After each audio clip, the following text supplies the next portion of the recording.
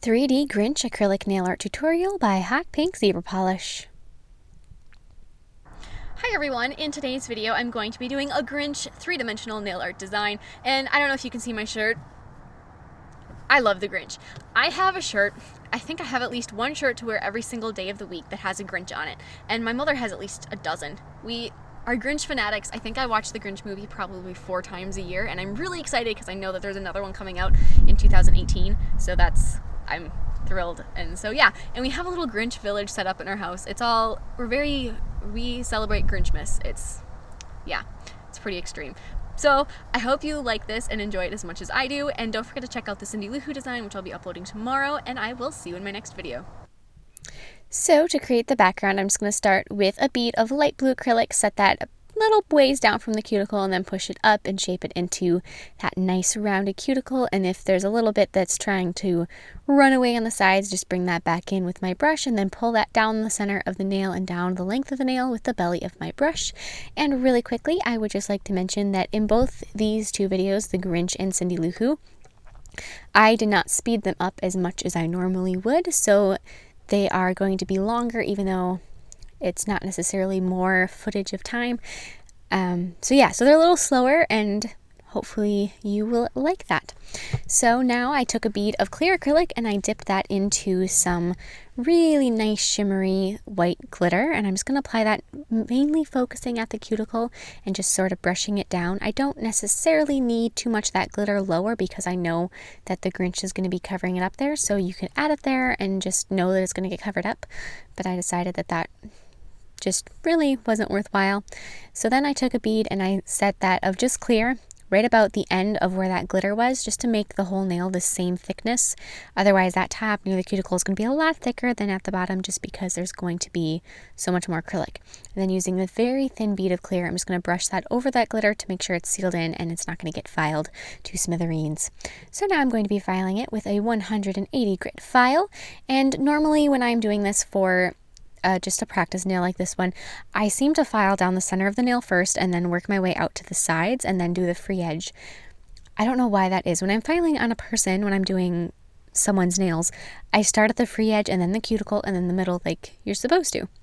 For some reason, when I'm doing a nail like this, all of that training and all of that practice just goes right out the window. So I just wanted to mention that quickly. If you're doing this on a person, go through a proper filing routine, sidewalls first, then cuticle, and so on and so forth.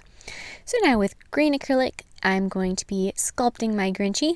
So I'm going to start with like the forehead area. That's just a nice rounded shape.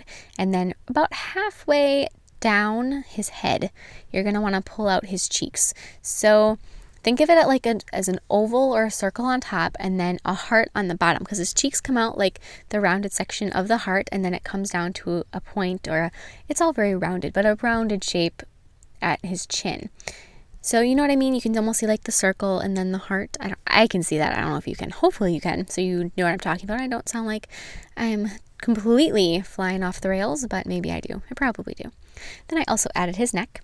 So I'm going to take another bead of that same green, and I'm going to be adding that and just pushing that from side to side right across his cheeks, and then I'm going to smooth that down over towards his chin, and then just blend it slightly up towards his face, but you want to make sure there's a nice ridge. You don't want to completely blend that. You want to give it, like I said, leave it with a ridge.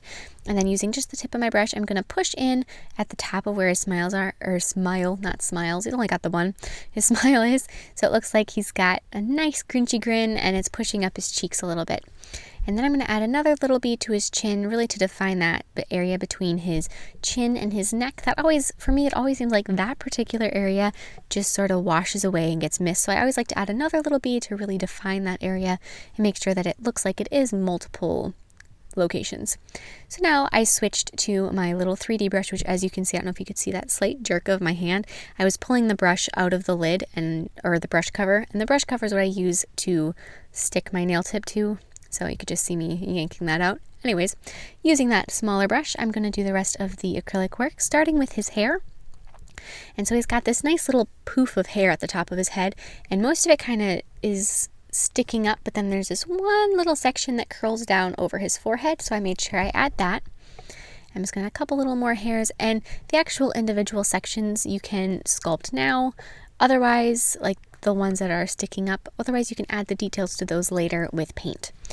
And then I'm going to take and I set a bead down about where his brows are, and then I'm just going to smooth them out, and it's going to create sort of a point at the bottom, but then you're going to want to smooth it up the forehead at the top. So there's going to be two harder lines, like I said, that are going to be towards his eyes, and then smooth it towards his forehead, just like that.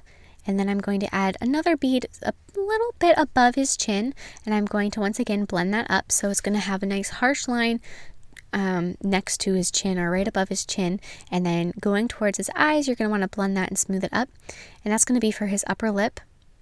And like I said, it doesn't have to be super harsh, but enough that you can tell that there's a definite line there. And I'm going to split that section in two with the tip of my brush to create his split lip. And now for the last thing, I'm going to be placing a little bead of green right between those two cheeks in the same line, but that's going to be for his little button nose. So now using black paint, and as you can see, I'm diluting it with a little bit of water on my thumb. I'm just going to go through and add all sorts of detail work. So I'm going to start by outlining his nose, and you want to cover most of his nose up, leaving just a little circle like it's a highlight. His nose is actually black, but I did it with green because the little reflection on it is that green. So if you paint everything but that little reflection, you're left with the right look. And then I added his smile, and then that little split lip, a little line below it to outline his lower lip, which we didn't sculpt, but is kind of inferred there then. Outline his chin, and definitely add some nice lines on his neck. And for those lines on his neck and like his eyebrows and some shadowing on his forehead, you want to use a whole bunch of really small lines. So just basically dab your brush up and down to create all of those little lines. That's going to make him look a little furrier, and it's not going to make the lines seem as unnatural and harsh. So then I also outlined his eyes, and so his eyes are nice teardrop shapes with the little point pointing outwards, so they go out and up.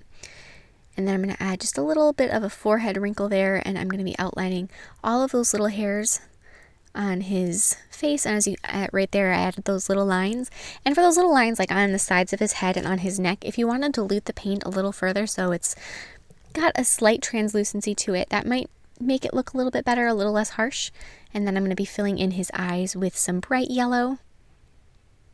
And so the Grinch, he's supposed to have yellow eyes, and I firmly believe that. In the movie, he has yellow eyes everywhere you see him, except for the original book where he has red eyes, because the only colors in the book are black, white, green, and red. But otherwise, everything that's been after the animated series has had yellow eyes.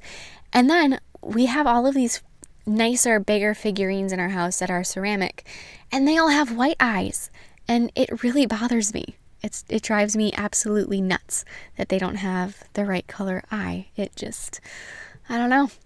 It's very troubling to me.